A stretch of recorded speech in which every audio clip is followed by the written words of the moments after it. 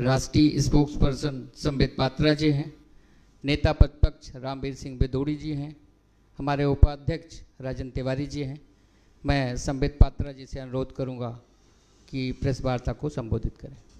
संबित पात्रा जी। नमस्कार, आप सभी का धन्यवाद जो आप आज एक शॉर्ट नोटिस में यहाँ हाजिर हुए हैं। मंच पर उपस्थित भारतीय जनता पार्टी दिल्ली प्रदेश के अध्यक्ष श्री आदेश गुप्ता जी, एलओपी श्री बिदोड़ी जी, हमारे भाई श्री राजन जी और यहाँ के सारे पत्रकार बंधुओं को बहुत बहुत अभिनंदन। जहाँ तक आम आदमी पार्टी का सवाल है, झूठ और Aam Aadmi party, abuse and accuse party, ये दोनों पर्यायवाची है। जिस प्रकार से हर विषय में आरोप लगाना और बिना तथ्यों के आरोप लगाना, इस विषय को लेकर हम सब जानते हैं कि आज देश में कोई आगे है तो वो आम आदमी पार्टी है। चंद मिनटों पहले अरविंद केजरीवाल जी की पार्टी और मनीष सिसोदिया जी ने एक प्रेस कॉन्फ्रेंस किया और जिस प्रकार से उन्होंने झूठ और फरेब का साथ लिया है, आज आवश्यक है कि उस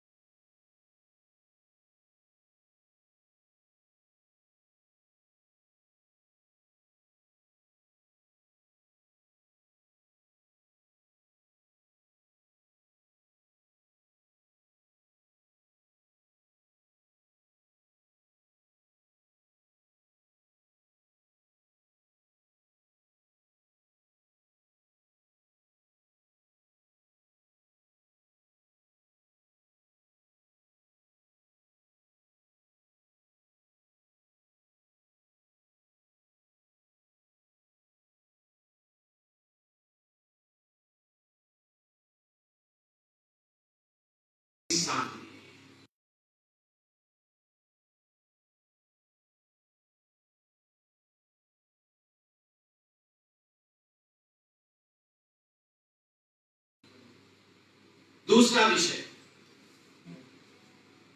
सिसोदिया जी का कहना है कि एलजी साहब ने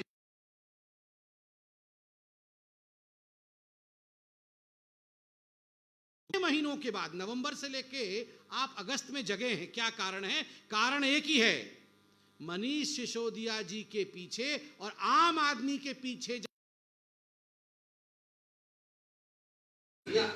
सीबीआई की जांच होनी चाहिए, साधारण विषय नहीं। मनीष सिसोदिया जी के पीछे और आम आदमी के पीछे जब सीबीआई, ईडी और इकोनॉमिक ऑफेंस विंग लगी तो अचानक इनको याद आया कि अच्छा, अब ये पूरा मामला डाइवर्ट कैसे किया जाए, बलि का बकरा किसी और को कैसे बनाया जाए।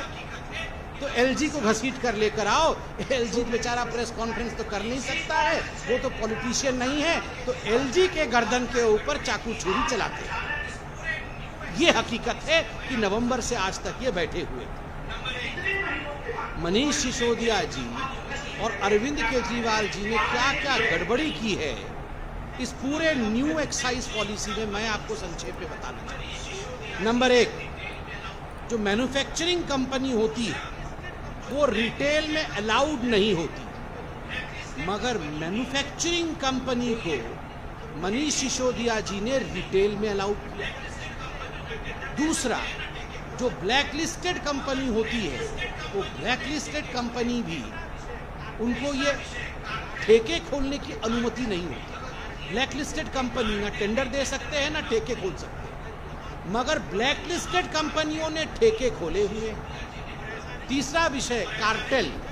ये कार्टेल जो मिली भगत होती है, ये कार्टेल भी टेंडर में अलाउड नहीं होता, मगर यहाँ कार्टेल को भी मनीष सिसोदिया जी ने अलाउड किया। और ऐसा नहीं है कि जो सजग प्रहरी हैं दिल्ली के वो चुप रहे।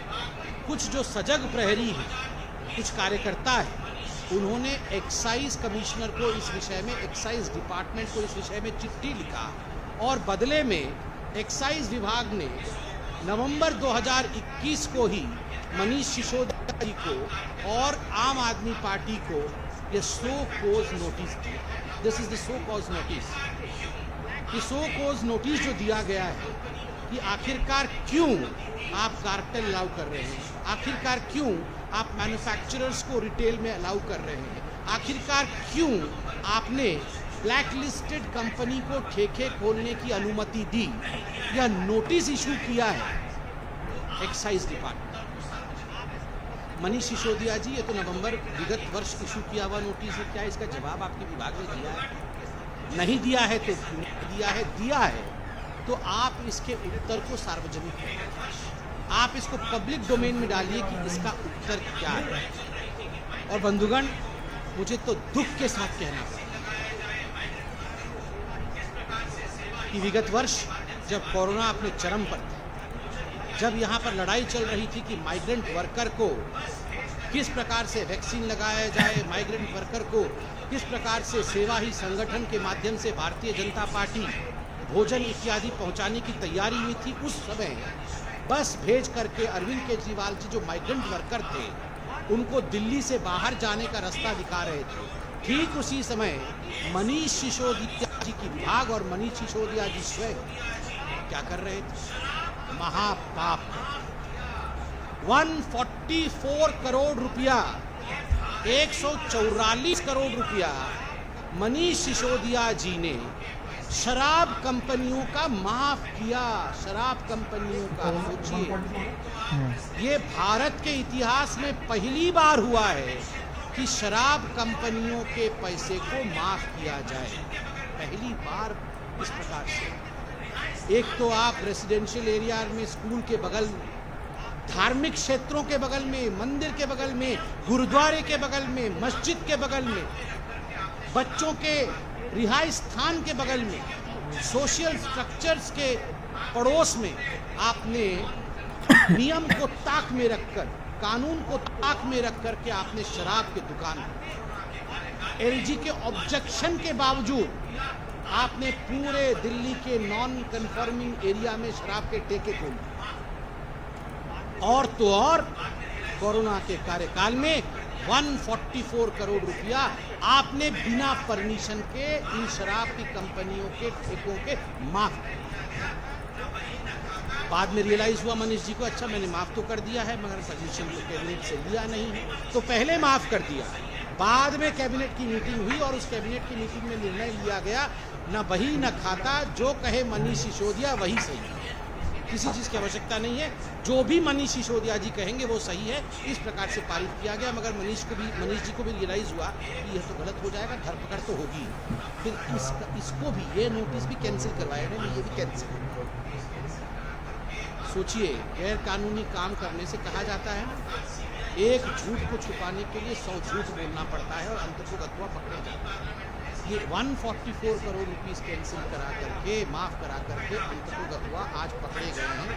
आज सीबीआई की जांच बैठी है, ईडी की जांच बैठी है। और मैं सवाल पूछता हूँ, अभी पार्लियामेंट में सीना ठोक ठोक के संजय सिंह जी, उनके जो सांसद कह रहे थे बहुत फायदा होगा, हजारों हजार करोड़ रुपए के फायदे हो जाएंगे ये न्यू एक्साइज पॉलिसी से। ये तो अभी 10 दिन 15 दिन पहले बोल रहे थे। और तो और मनीष सिसोदिया जी ने खुद प्रेस कॉन्फ्रेंस करके कहा है, इसी वर्ष कहा है, 15-20 दिन पहले कहा है, हजारों हजार करोड़ रुपए का फायदा होगा।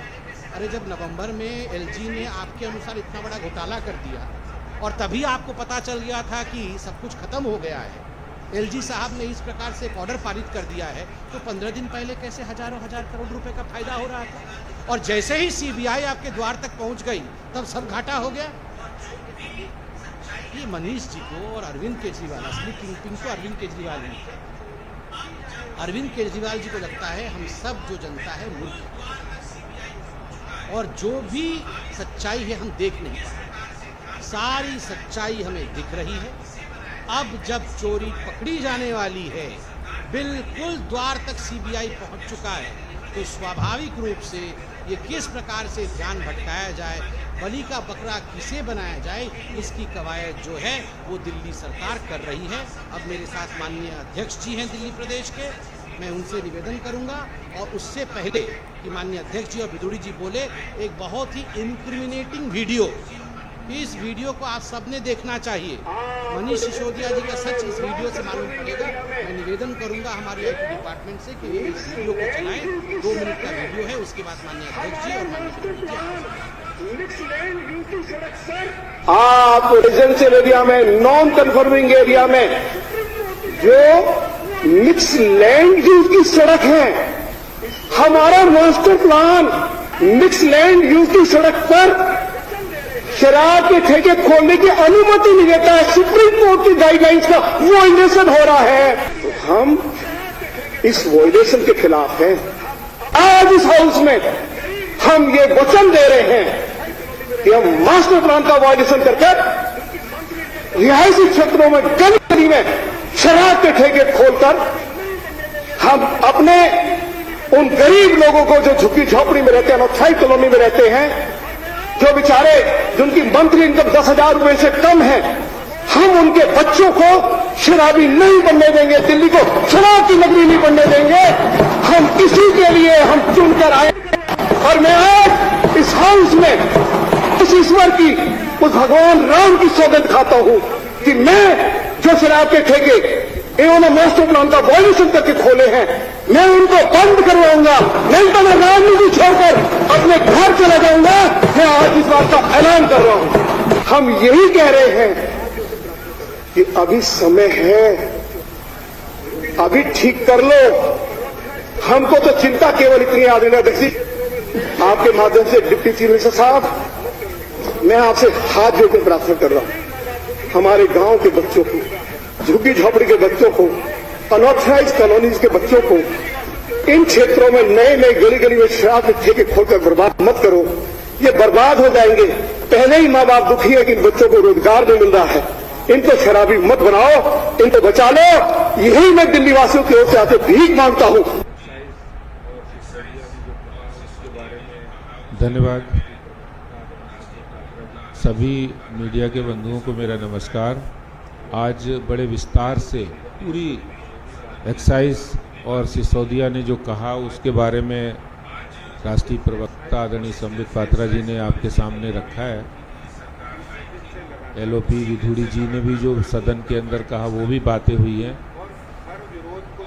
आज जिस दिन से एक्साइज पॉलिसी दिल्ली में दिल्ली सरकार लाई थी, उसी दिन से लगातार भारतीय जनता पार्टी इसका विरोध करती आई है और हर विरोध को दबाने की कोशिश की गई। हमने चक्का जाम किया, हमने हस्ताक्षर अभियान चलाया, जनता को जोड़ा और हर बार सिसोदिया और दिल्ली के मुख्यमंत्री ये कहते रहे कि ये वही लोग हैं भाजपा वाले जो शराब माफिया के साथ हैं। ये यहाँ पर शराब माफिया से मिले हुए हैं और उन लोगों को फ़ायदा पहुँचाना चाहते हैं। दिल्ली में जो नई एक्साइज पॉलिसी बनी है, उस पॉलिसी से दिल्ली के हजारों करोड़ों रुपए का रेवेन्यू का फ़ायदा होगा, हर बार वो कहते रहे हैं और उन्होंने एक नहीं सुनी। अब सारी बातें सामने आ गई हैं। 30 जुलाई को सिसोदिया जी कह रहे हैं कि 3000 करोड़ रुपए का एक्साइज पॉलिसी से दिल्ली के रेवेन्यू को फ़ायदा हुआ और एक्साइज पॉलिसी के जिस दिन एलजी साहब ने सीबीआई के जांच के आदेश दिए, उसी दिन से उनके रुख पता लग गए, रुख उनका बदल गया। मैं आज दिल्ली सरकार से, सिसोदिया जी से ये सवाल पूछना चाहता हूं कि आप ये बताइए कि जिस नई शराब पॉलिसी को आपने लागू किया, उसका चेयरमैन कौन था उस कमेटी का? जो मिनिस्टर्स की, ग्रुप ऑफ मिनिस्टर्स की कमेटी थी, उसका चेयरमैन कौन था? उसके चेयरमैन मनीष सिसोदिया थे, उसमें सत्येंद्र जैन भी थे, उसमें कैलाश गहलोत भी थे। दूसरा, मैं उनसे सवाल पूछना चाहता हूं कि उस शराब की नई पॉलिसी में आपने शराब माफिया को फेवर करने के लिए 21 ड्राई डेज की संख्या थी, उसको घटाकर 3 क्यों की? क्या शराब माफिया को फायदा पहुंचाने के लिए की? ये सही है? आपने शराब माफिया का कमीशन 2.5% से बढ़ा के 12% क्यों किया? ये सवाल है।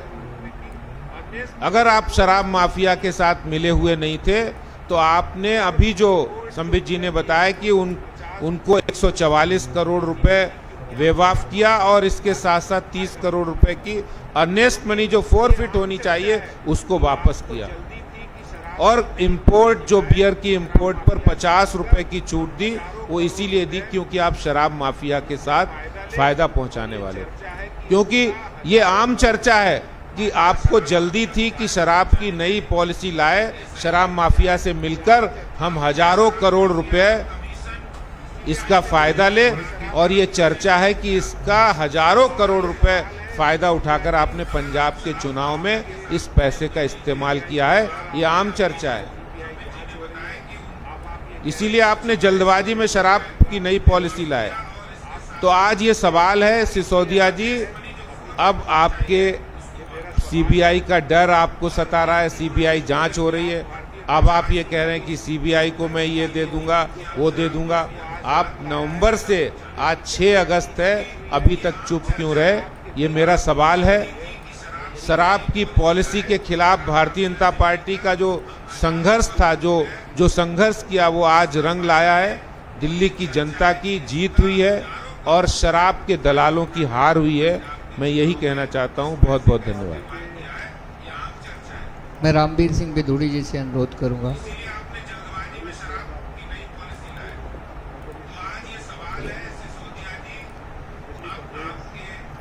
पार्टी के राष्ट्रीय प्रवक्ता, वरिष्ठ नेता आदरणीय श्री संबित पात्रा जी, दिल्ली प्रदेश भारतीय जनता पार्टी के सम्मानित अध्यक्ष श्री आदेश गुप्ता जी, उपाध्यक्ष श्री राजन तिवारी जी, पार्टी के दिल्ली प्रदेश के प्रवक्ता श्री हरिहर रघुवंशी जी, मीडिया के सभी सम्मानित साथियों, मैं आपका ज़्यादा समय नहीं लूँगा क्योंकि सभी बातें विस्तार से आदरणीय संबित पात्रा जी ने आप सभी को बता दी हैं। मैं इतना ही कहना चाहता हूँ कि विधानसभा के अंदर दिल्ली के deputy chief minister Shri Manish Sisodia ने ये घोषणा की थी कि दिल्ली में चाहे वो अनऑथराइज कॉलोनी हो, चाहे वो झुग्गी झोपड़ी हो, चाहे वो रिसेटलमेंट कॉलोनी हो, चाहे वो गांव हो, चाहे खेतीबाड़ी की जमीन पर कोई व्यक्ति शोरूम बनाकर शराब के ठेके खोल सकता है। ये बात सिसोदिया जी ने हाउस के अंदर कहा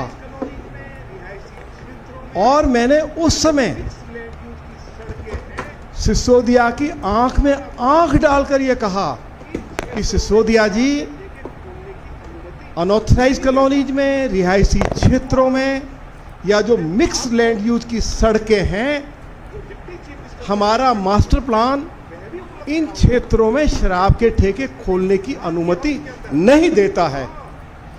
और मैं आपको जो डिप्टी चीफ मिनिस्टर का स्टेटमेंट था हाउस में, वह भी उपलब्ध कराऊंगा। डिप्टी चीफ मिनिस्टर ने स्वीकार किया हाउस के अंदर, हाँ, दिल्ली में 100 ऐसे नगर निगम के वार्ड्स हैं जहां शराब के ठेके नहीं खोले जा सकते हैं, लेकिन उसके बावजूद भी मास्टर प्लान का वायलेशन करके 366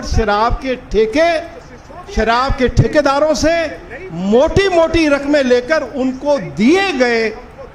जब तक दिल्ली के नए एलजी ने सीबीआई की इंक्वायरी ऑर्डर नहीं की, तो सिसोदिया कह रहे थे कि ये नई पॉलिसी बहुत अच्छी है, इस नई पॉलिसी से हमको 10,000 करोड़ रुपए की आय होगी, दिल्ली की महिलाओं को, युवाओं को आसानी से शराब सुलभ हो रही है। तो इसके पक्ष में बहुत कुछ कह रहे थे और ये भी कह रहे थे कि इस नई शराब नीति से दिल्ली सरकार को बहुत फायदा हो रहा है। जब एलजी ने सीबीआई इंक्वायरी ऑर्डर कर दी तो अब सब कुछ कमियां बताई जा रही हैं। तो सिसोदिया जी, आप ये बताइए कि आपने मास्टर प्लान का वायलेशन करके 366 शराब के ठेके जहां आप नहीं खोल सकते थे, आपने क्यों खोले, इसका जवाब दे दीजिए। इस बात का भी जवाब दे दीजिए कि दिल्ली सरकार को अभी तक, जब तक ये नई पॉलिसी नहीं आई थी, शराब बेचने से 6,000 करोड़ रुपए की आय होती थी, अब वह बढ़कर 10,000 करोड़ रुपया हो जाएगी। आपने शराब के ठेकेदारों का जो कमीशन था वह 2.5% से बढ़ाकर 12% कर दिया और दिल्ली में हर साल 20,000 करोड़ रुपए की शराब बेची जाती है। आप अंदाजा लगा सकते हैं कि शराब के ठेकेदारों को कितना मोटा फायदा हुआ। दिल्ली के अंदर शराब की बिक्री बढ़ गई लेकिन आय कम हो गई। इसकी भी जांच सीबीआई को करनी पड़ेगी। मैं इतना ही कहना चाहता हूं। बहुत बहुत धन्यवाद। आपके कोई सवाल?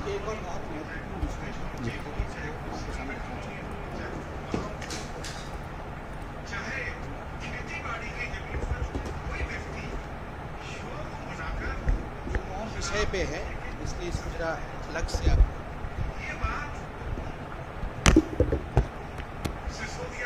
एक बहुत महत्वपूर्ण सूचना है सभी के लिए, और खास करके आज सुबह से जो चैनलों में चल रहा है, देख रहे हैं कि एक व्यक्ति नोएडा में एक महिला के साथ किस प्रकार सुलूक कर रहा है, दुर्व्यवहार कर रहा है। उसका नाम श्रीकांत त्यागी है और ये बताया जा रहा है और कई न्यूज़ चैनल में चल रहा है कि बीजेपी का नेता श्रीकांत त्यागी, आज भारतीय जनता पार्टी यहाँ ये स्पष्ट करना चाहती है कि श्रीकांत त्यागी भारतीय जनता पार्टी का 2 रुपये का भी सदस्य नहीं है।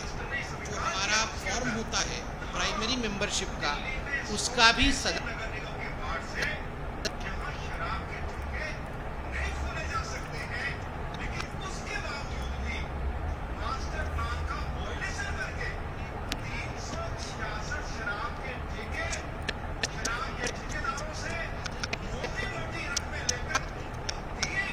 एक महिला के साथ दुर्व्यवहार की, इसकी रिकॉर्डिंग भी आई है। उसका भाजपा के साथ कोई लेना देना नहीं है, वो भाजपा का सदस्य नहीं है। जहां तक हमारे पास खबर है और आज अखबारों में भी कुछ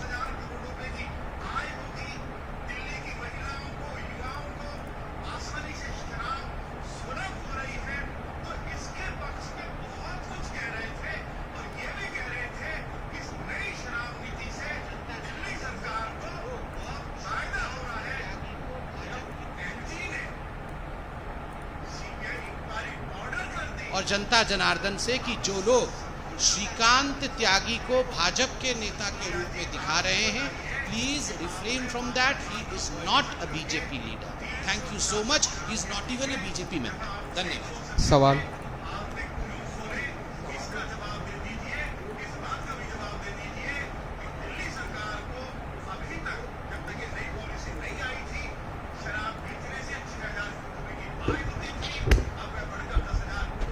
देखिए,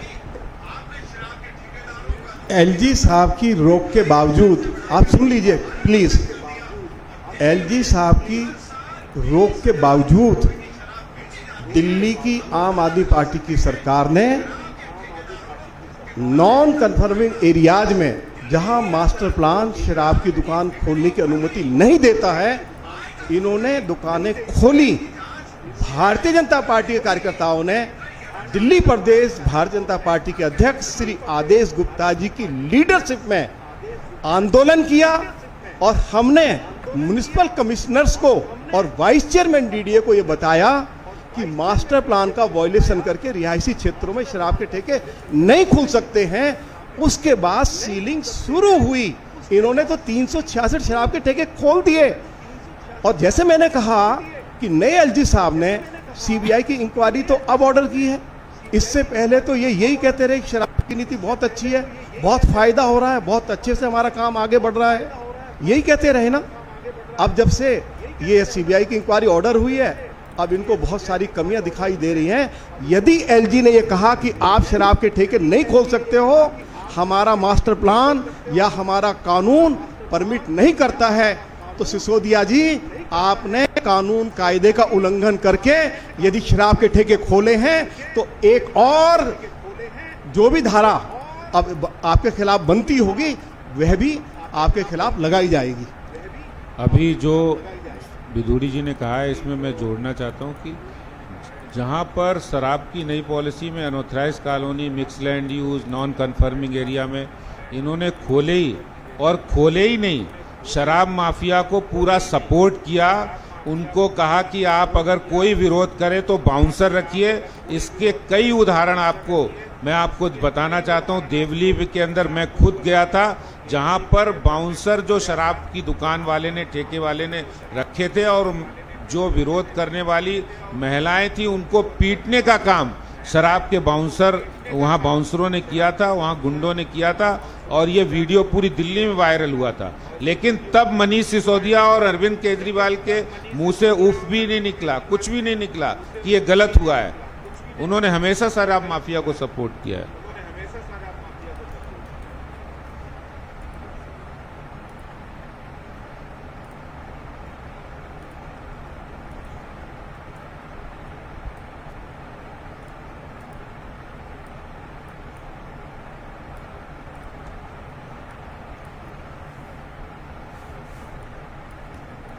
देखिए, स्वाभाविक रूप से जहाँ तक मनीष सिसोदिया जी का सवाल है, जब मनीष सिसोदिया जी और उनकी पार्टी पूर्णतः घिर चुकी है और वो जान चुके हैं कि अब there is no escape route, तो बलि का बकरा ढूंढने का काम किया जा रहा है।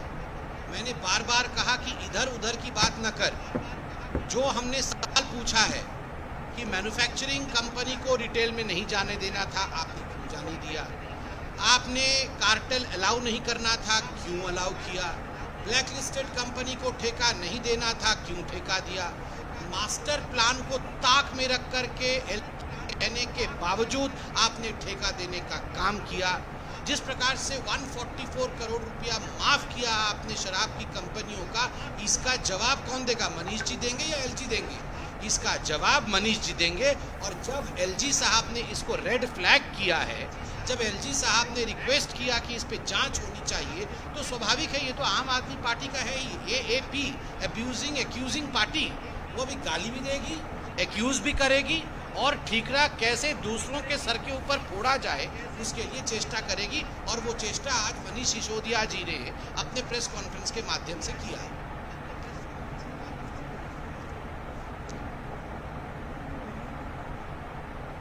पॉलिसीज में जो लैप्सेस थे, देखिए मैं तो नेशनल स्पोक्स पर्सन हूँ, मगर हम भी ऑब्जर्व करते थे। मैं धन्यवाद दूंगा, यहाँ हमारे दोनों बड़े नेता दिल्ली के बैठे हुए हैं, दिल्ली के अध्यक्ष बैठे हुए हैं और दिल्ली के एलओपी बैठे हुए हैं। अभी हमने 3 मिनट का वीडियो भी देखा कि किस प्रकार से विधानसभा में खड़े होकर खुद रामवीर बिदूड़ी जी ने इस पूरे विषय पर प्रकाश डाला और ललकारा कि इस प्रकार का गैर कानूनी काम आप कैसे कर सकते हैं। और खुद आदेश जी ने भी अभी कहा कि जगह जगह जहां इस प्रकार के ठेके खुले थे, जो नॉन कन्फर्मिंग एरिया में थे, वहां उन्होंने खुद विजिट किया और वहां पर कैसे कानून सम्मत कार्य हो उसके लिए उन्होंने ललकारा भी। तो भारतीय भारतीय जनता पार्टी को जिस दिन से ये एक्साइज पॉलिसी आई है उसी दिन से सक्रिय है, उसके लिए दिल्ली बीजेपी का बहुत अंतिम सवाल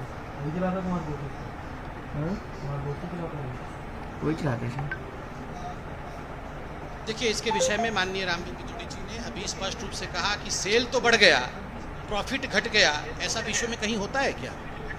ऐसा तो विश्व में पहली बार सुनने को मिल रहा है। सेल छप्पर फाड़ के और लॉस छप्पर फाड़ के दोनों हो रहा है, ये कैसे हो रहा है? मतलब कुछ तो है ना, पूरी दाल काली है। आप देखिए, सीबीआई की जांच होने दीजिए, सब पता चलेगा। बहुत बहुत धन्यवाद। बहुत